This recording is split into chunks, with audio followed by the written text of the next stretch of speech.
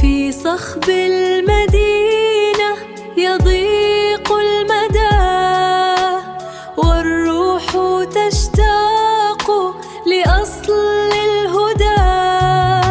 هنا يعود النبض، هنا الأمان، هنا الطبيعة، جنة الإنسان.